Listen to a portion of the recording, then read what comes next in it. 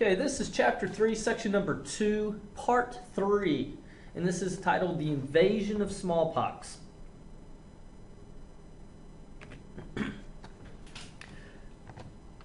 biggest exchange from the old world to the new world was what the Europeans didn't intentionally bring. The old saying, what you can't see won't hurt you, could not have been further from the truth of what happened to 10 to 25 million Native Americans during the first 100 years of colonization. A few Europeans were unwitting carriers of diseases such as smallpox, typhus, measles, whooping cough, and even the influenza, as we know it, the common flu. They had immunities against these diseases because of centuries of contact with outside cultures. Having immunity, though, is not a get-out-of-disease-free card, though. The elderly and children were at the highest risk of dying, but immunity meant that a healthy person could fight off the worst of the sickness. The Native Americans never came into contact with anyone who had such diseases until, of course, the Europeans arrived. Their bodies never acquired the genetic code to fight things like smallpox. Therefore, when they contracted the diseases, they died by the millions. Nobody knew anything about germs back then. The microscope hadn't been invented yet. Many, instead, claimed that it was God's way of making room for a better people. One Spanish explorer in Texas wrote, they, the Indians, got a disease of the bowels and they blamed us for it. If only he knew how right he actually was.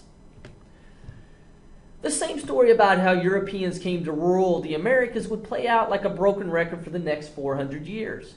Sure, the Europeans had horses and thundersticks, guns, which scared the feathers off the Indians. Columbus even used his knowledge of the moon cycles to trick the Indians into giving him food. One story tells of Columbus and his men stranded in a Caribbean island with hostile Indians who refused to trade with him. Columbus had a difficult time making friends, if you haven't figured this out yet. Armed with an almanac, he told the Indians that unless they traded with him, he would block out the moon. A lunar eclipse was scheduled to arrive in a few days, and the trick worked. None of their strange weapons would have saved the Spanish conquerors for long. After all, they were outnumbered 1,000 to 1 and sometimes even 1,000,000 to 1. What saved them was that within a few weeks of their arrival, many Indians got sick and died from a disease that left horrible welts or pox all over their bodies. Soon after, they would get a fever, and eventually death was not far along. The tales of Hernan Cortez and Francisco Pizarro show us how so many American Indians were conquered by so few. The year was 1519. Spanish colonists and adventure seekers were flocking to the colonies like Cuba and Hispaniola in the name of God, glory, and gold. Millions of Native Americans were dead from diseases and enslavement, leaving only 10% of the original population that lived here in 1491.